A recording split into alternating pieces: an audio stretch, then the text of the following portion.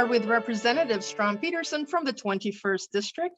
So first I want to ask you about, you were on the floor for a week and a half, and at least a couple of those days were really, really long. So what was going on there? Yes, we just finished our House of Origin cutoff. So we were on the floor for a lot of hours, one night until 6:30 in the morning. And we voted a very important protection bill that will help workers all across the state. We also had a great bill on protecting nurses and making sure that nurses and patients really get the protections that they need. Not everything is good news. One of your bills did not make it. That was 1904. But this is an issue that you are invested in. So my guess is you're going to continue working on this. Yes, absolutely. Thank you. Not every good bill can make it through, especially in a short session.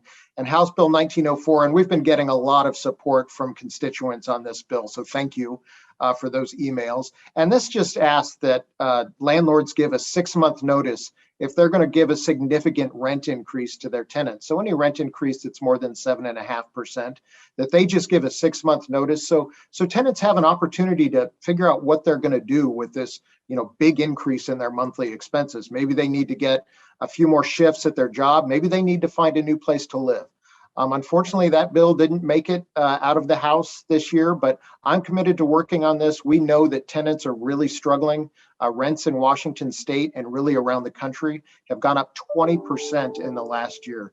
So families are really struggling to make that big monthly payment, especially when they're getting rent increases of 10, 20, 30.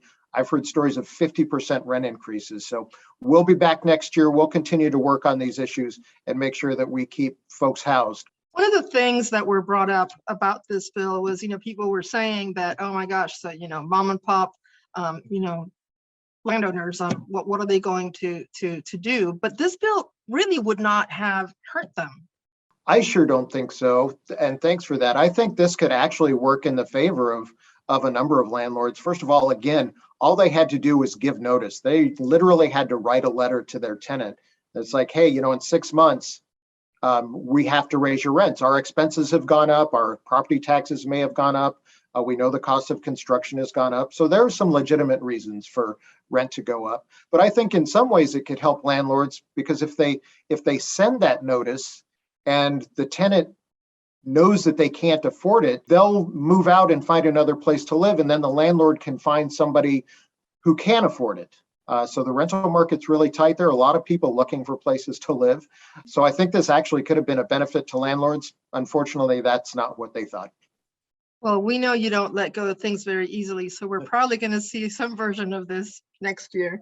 And lastly, I want to ask you about 1961. Now, this bill sounded confusing to some people.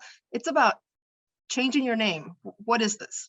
Sure. And, this is one of those opportunities where this bill came from a constituent. I had coffee just before session with a constituent that was talking about this issue. What happens is, people want to change their names for any number of reasons. This is really important for our trans community. This is really important for victims of domestic violence, people trying to flee a bad situation and really start their lives over. So they go to the courts and ask for an official name change. Unfortunately, even if you apply for, and I hate this term, indigent status, meaning that you just can't afford the court costs, the court can waive their fees, but county auditors can't waive their fees the way the law is written. So it costs people, $300, even if you're poor, to get that name change.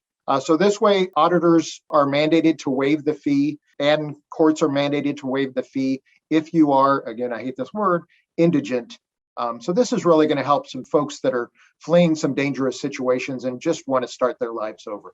This is now over in the Senate. I'm actually waiting any second to go testify on it over in the Senate, and I hope that it gets the same reception that it did here. It passed pretty overwhelmingly out of the House.